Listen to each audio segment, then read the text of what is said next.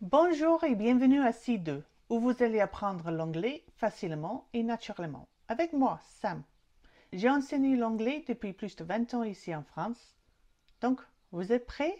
Allez, let's go!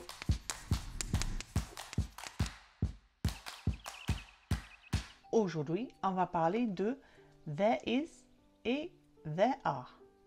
Qu'est-ce que c'est la différence entre ces deux?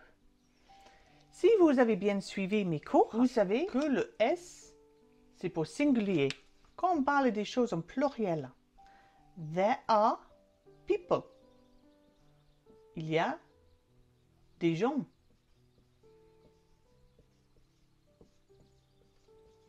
Parce que il y a plus qu'une personne. Là, there is a book. Il y a un livre. There is a fish. Il y a un poisson.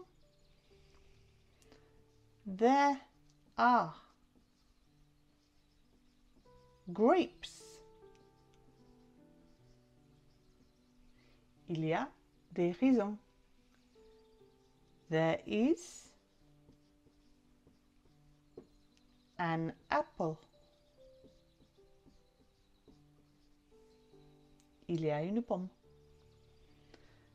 There are bananas.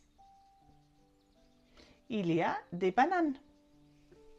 Donc, tu vois la différence entre is, c'est pour les singuliers, quand il y a une seule chose, une pomme, un livre, un poisson.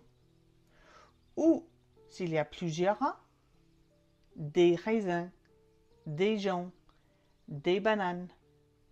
Voilà, la différence entre les deux, c'est tout simple, c'est que ça. S, singulier, s'il y a une seule chose, c'est S. Donc, si vous voulez demander une question, c'est tout simple. On renverse le verbe avec le sujet. Are there bananas? Is there an apple? Est-ce qu'il y a une pomme? Donc, vérifie bien que si c'est singulier, s'il y a une seule chose, il faut qu'on mette l'article. Si c'est pluriel, il n'y a pas d'article devant. Par contre, il faut mettre le mot en pluriel. Ça, on va apprendre dans une autre leçon. C'est facile, non? Mais oui, c'est facile. Vous pouvez trouver ci-dessus un récapitulatif du cours et des exercices pour approfondir ce qu'on vient d'apprendre. See you next time. Bye.